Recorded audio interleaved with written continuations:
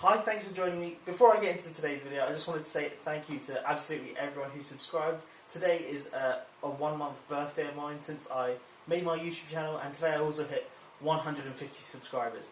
So I'm very, very happy. But as I said, when I hit 100 subscribers, onwards and upwards, next milestone is 200 subscribers. But massive, massive thank you if you've subscribed. If you haven't subscribed, wait till the end of the video. If you do enjoy the video, please do subscribe. Helps me out a lot. I enjoy making these videos, and I hope you enjoy watching them. Anyway, I'm going to be proving that the harmonic series, this sum here, diverges. Now I'm not going to be doing it the standard way. I'm going to be doing it by contradiction and using Riemann's rearrangement theorem. Okay, so let me just state what Riemann's rearrangement theorem is. It says that if you've got an absolutely convergent series, the order in which you take the sum does not matter. Okay, so what's an absolutely convergent series? Well, if this is a series AN, we say it's absolutely convergent if the sum of AN, the absolute values of AN, is less than infinity. So the sum of the absolute values of the terms converges. Okay? So if a series has this property here, we call this series absolutely convergent. And then Riemann's rearrangement theorem says that in any absolutely convergent series, we can take the sum in any order. So for example, if this sum AN was an absolutely convergent series, we can, obviously this is A1 plus A2 plus A3 plus ... But we can also write it in any other way. We could think of, I don't know, we could say the sum over P prime. We could do this first and then do the sum of Q not prime. Okay, it doesn't matter in which order we take the terms, when we add them up, we're always going to get the same thing. And now that's obviously, or maybe not obviously, but it's not true for non-absolutely convergent series. And there's a really nice result you can prove, showing that 1 minus a half plus a third minus a quarter and so on. So the same thing as this series, but you put minuses at every other spot. That is a convergent but not an absolutely convergent series, and because of that, or you can show that if you rearrange the terms you get different sums. Anyway, I'm waffling out. Let me get on to the proof that the harmonic series diverges.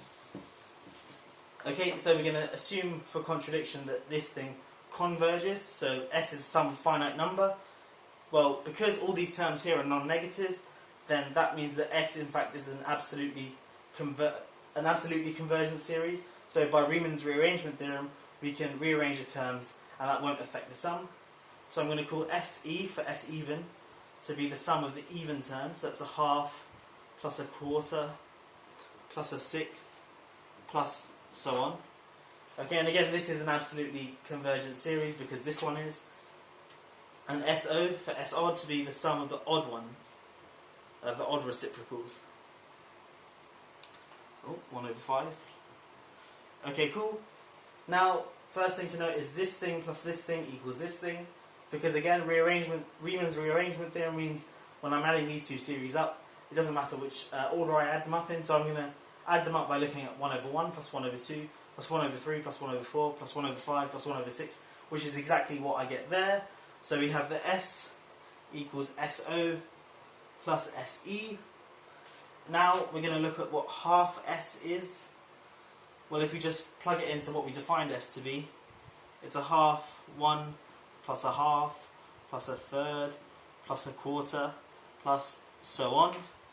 Now just bringing this half within the sum, that's a half plus a quarter plus a sixth plus an eighth plus so on. But obviously these are all the even terms, so this is precisely SE.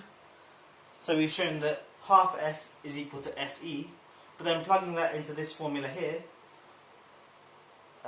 SE for half S, so we get S equals SO plus a half S. So that means that SO must also be a half S, and therefore SE, let me write it here, SE equals SO. Okay, so let me just quickly explain what I did there. I showed that half S was equal to SE, then putting it back into this formula here, I have S equals SO plus a half S, and then subtracting half S from both sides, I get half S equals SO, and thus they're both the SE and SO I've shown are both a half S, and therefore they're equal. Okay, cool. Let me rub this out and look back at what we defined SO and SE to be.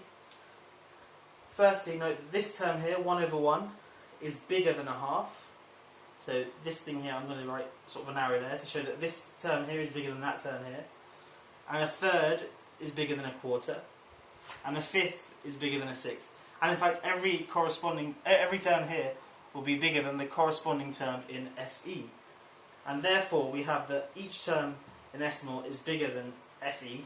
And therefore, all in all, SO is bigger than SE. But, of course, this contradicts this thing here. We've shown something is bigger than itself, which obviously doesn't make sense. 3 equals 3, but 3 is not greater than 3.